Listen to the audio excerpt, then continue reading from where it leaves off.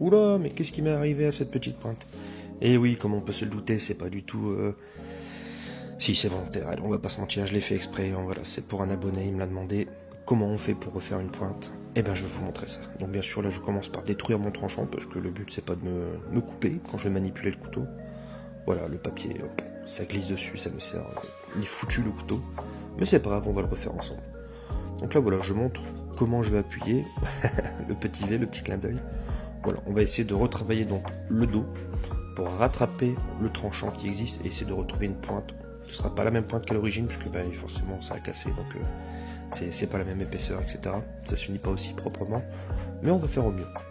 Voilà, j'ai essayé d'accélérer un petit peu pour qu'on voit les mouvements. Voilà, ouais, vous voyez où je place mes doigts, ça fait du bien quand il n'y a pas de tranchant, moi je suis sûr que je vais pas me faire mal. Voilà, on voit déjà que ça a commencé à bouger. Ça m'a pris environ 6 minutes pour le refaire bien, propre, entièrement. Comme c'est pas un de mes couteaux, j'ai demandé à la dame qu'est-ce qu'elle en pensait, comment elle voulait, est-ce qu'elle le voulait un peu plus rond, etc.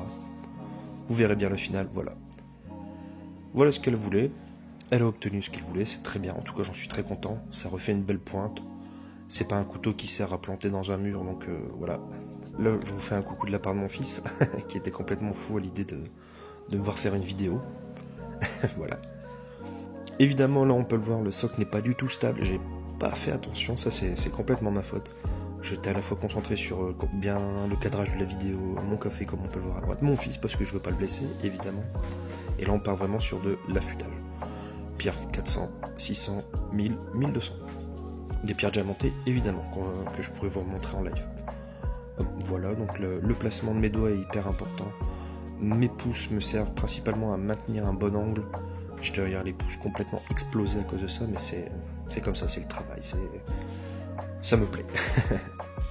Et les doigts, les 4 doigts que je mets au-dessus, eux, ils sont là pour appuyer sur vraiment le tranchant et voilà, obtenir un morphile plus rapidement. On pourrait ne pas appuyer, disons que j'ai pas envie de passer 1 heure dessus.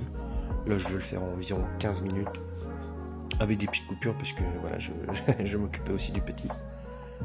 Mais voilà, au moins vous avez une idée du placement à avoir, en tout cas que j'utilise. On peut utiliser des guides, on peut utiliser pas mal de choses, mais moi je fonctionne comme ça. Voilà, maintenant on passe à l'étape suivante, donc de l'autre côté du tranchant pour avoir le morphile des deux côtés. Là ce sont mes 2 pouces qui commencent à appuyer et le reste de ma main qui guide.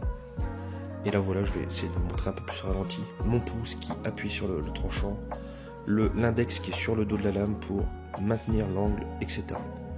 En tout cas, j'espère que ça vous a plu, c'était très long. Voilà, là vous voyez, il fait un peu plus noir, j'ai pris le temps pour faire les vidéos, etc.